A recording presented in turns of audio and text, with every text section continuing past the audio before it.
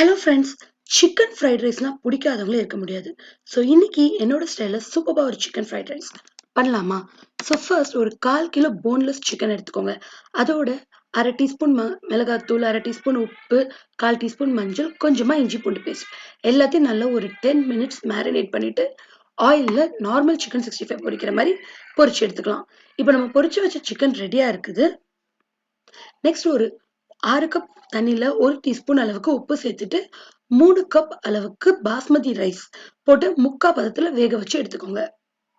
இப்போ ரைஸ் ஒரு சைடு வந்துட்டே இருக்கும்போது தனியா ஒரு செப்பரேட்டான பேன்ல உங்களுக்கு தேவையான அளவுக்கு எண்ணெய் ஆட் பண்ணிட்டு ஒரு 4 முட்டையை நல்லா சாட் பண்ணி எடுத்துக்கோங்க.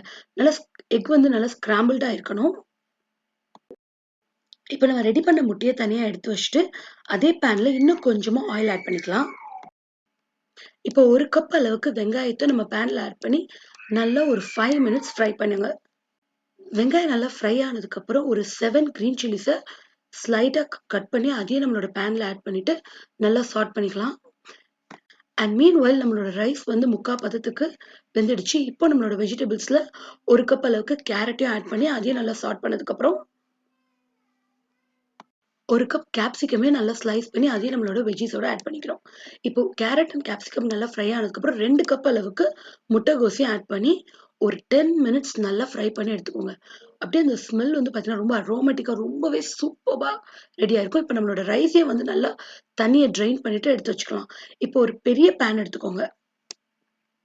அதுல கொஞ்சம் தேவையான அளவுக்கு பட்டர் ஆட் பண்ணி பட்டரை நல்லா மெல்ட் பண்ணிட்டு ஒன் பை ஒன்னா நம்ம ரெடி பண்ணி வச்சிருந்த இன்கிரீடியன்ஸ் எல்லாமே நம்மளோட பெரிய பேன்ல ஆட் பண்ண போறோம். ஸோ ஃபர்ஸ்ட் நம்ம ரெடி பண்ணி வச்சிருக்க வெஜ்ஜீஸ் நம்ம நம்மளோட பெரிய பேன்ல ஆட் பண்ணி ஒரு 2 மினிட்ஸ் சாட் பண்ணதுக்கு அப்புறம் நம்ம ரெடி பண்ணி வச்சிருக்கிற சிக்கன் ஃப்ரை சேர்த்து நல்லா ஒரு 2 மினிட்ஸ் மறுபடியும் ஃப்ரை பண்ணுவோம். நம்ம எவ்வளோக்கு எவ்வளோ ஃப்ரை பண்றோமோ அந்த அளவுக்கு நம்மளோட ஃப்ரைட் ரைஸ் ரொம்ப சூப்பரான டேஸ்ட்ல வரும். அண்ட் நம்ம ரெடி பண்ணி வச்சிருக்க ஸ்கிராம்பிள் எக்ஸையும் ஆட் பண்ணிட்டு ஒரு டீஸ்பூன் சால்ட், ஒரு டீஸ்பூன் பெப்பர் இதையும் ஆட் பண்ணிட்டு ஒரு 1/2 கப் அளவுக்கு சோயா சாஸையும் நம்ம ஆட் பண்ணிக்க போறோம்.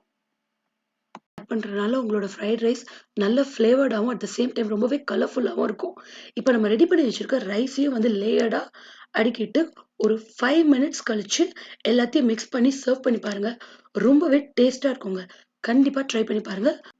வீட்ல உள்ள கிட்ஸ், அடல்ட்ஸ்னு எல்லாருக்குமே கண்டிப்பா ரொம்ப பிடிச்ச ஒரு ரெசிபி தான் இது. Thank you so much for watching. See you soon on another video. மறக்காம என் சேனலை சப்ஸ்கிரைப் பண்ணுங்க. பாய்.